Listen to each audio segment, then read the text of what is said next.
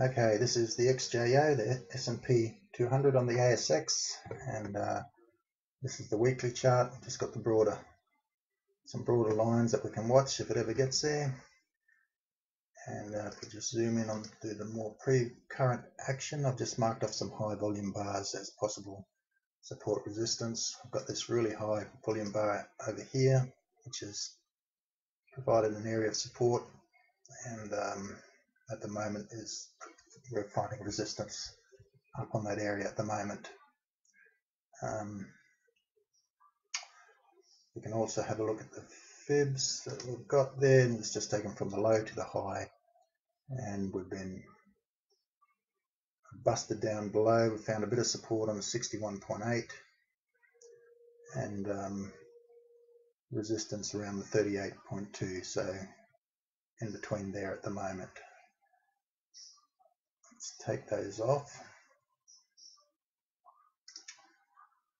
We'll zoom in to the more current action.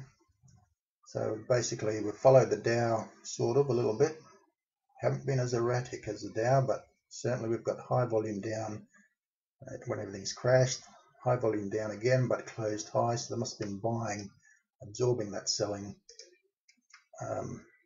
within the previous bar. So there's hidden buying there, and then on the previous bar, for the next bar to close up, there must have been hidden buying absorbing that selling, and it's closed high and it's shifted stopped the down move and shifted it sideways. So some accumulation happening there, and they try to take it up on a bit of no demand. It's come back and tested, no demand again. It's made this big move down. Then we've got volume picks up again. We've nearly got as much volume this week as the previous week, so we're still finding, even though there's supply of buying in this bar, there's still plenty of supply present. We're trying to see less volume as it pushes towards the bottom of this bar, and we haven't really got that. What we've got is, the next bar is up. We've got up bars on increasing volume. That's a really weak bar. It's a narrow spread, no demand, really light volume, and we're hitting our heads against one of our resistance levels, which is this this bar to the left here. So that's quite weak actually.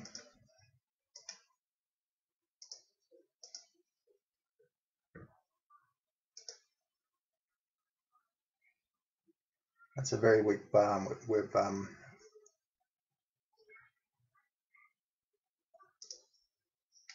volume's still a little high though, but it's still what we call a no demand. So I would expect that to come off a bit, but anyway, we'll just have to see how we go. I'll have a look at the daily just to see what that's giving us. We've got a little downtrend channel here, which we're still in. There's a high volume down, 3 days of really high volume that's created a spring up. So there must have been some accumulation in that bar, and then that pushed in this little downtrend channel here into the bottom. We've got a really narrow spread at the bottom there, an increased volume, and it's created us a little bit of a spring up, back up. So we've gone up, and we've actually gone up on increasing volume. Unlike the Dow, which just went up on decreasing volume, our market's actually gone up on increasing volume until it's hit around the level at the top of this bar here and these other highs where we've seen some really weak bars come in. Then we've got no demand. It's gone up again on a bit of increased volume, but really narrow spread, so very no demandish. Down on decreased volume, up on a bit of increased volume, down on decreased volume. So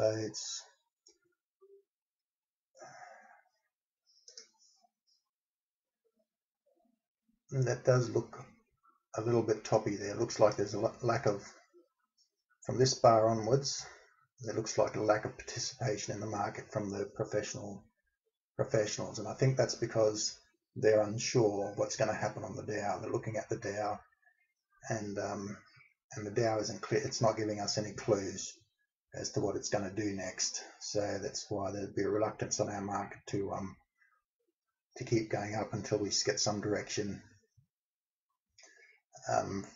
from the Yank market. So so we'll just have to see. But anyway, we've had I would expect, if I was expecting it to come back down and test, I would expect it to come back down and test with light volume on top of this bar here. That's what I'd be looking at. So we've got high volume down, but it must have been buying because it closed high and created a spring. Push further into that area, and we've got less volume on there. Now we're looking for them to try and test the top of that bar on decreased volume, on really light volume. We want to see these light volume down bars on top of that area, telling us there's no selling in that area. You know, that there's supply in that area. Even though there's buying, there's plenty of supply there, and they won't know that supply's gone until they bring it back down and test on light volume. And if it tests and it's successful, and it'll be a light volume down bar, next bar up on slightly more volume. It'll be like these two here, actually. Low volume down, increased volume, and then a bounce on top of there. But maybe the up bar a little bit more spread, and that'll give us a higher low and a higher high on the daily, and that would be a sign of strength. So that's what I'd be looking at. But at the moment, we've got a little trend channel right up there. So for the short side, we would be looking for an up thrust closing a low on higher volume. Something like this would, along with the no demand, confirm that there's weakness in the top there, and then we could expect that to come down, and then we'll see where it tests, possibly on top there, or they could try and keep going further into the bar. We'll just have to see what they look like as they go. But you see how it works. High volume down, smart money buying down bars, and they sell on up bars. There was a really weak one there, and down she went. Volume increases, it closes off the middle, and up she goes. So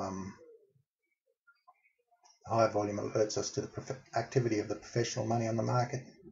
When we see light volume, we know professional activity is very low. And we like light volume, but we like light volume on down bars for the long side. We like light volume on up bars for the short side. And all the while we want to know where we are in the trend. And at the moment we have a potential change in trend, in that we have a higher high, and we're looking now for our higher low on the daily chart. On the weekly chart, go back to the weekly. On the weekly chart, we still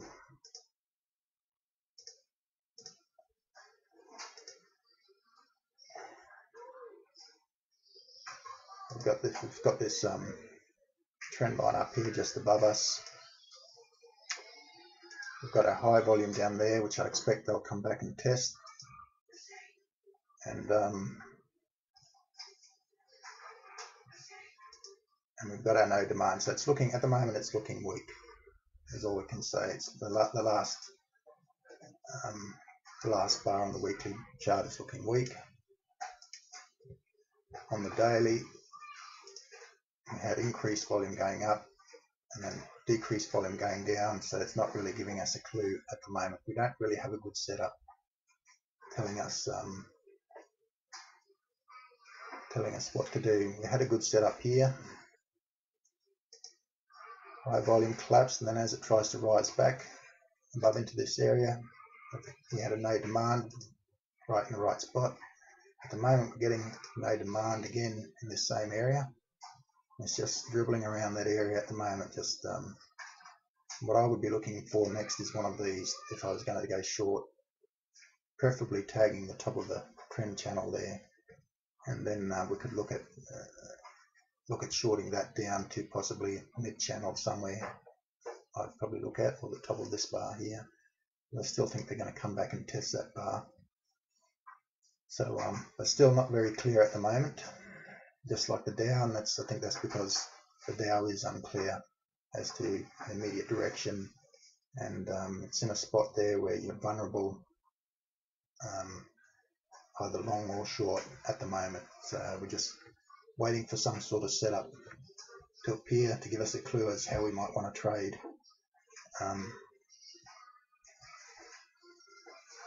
in the future or going forward. Anyway, that's the XJO.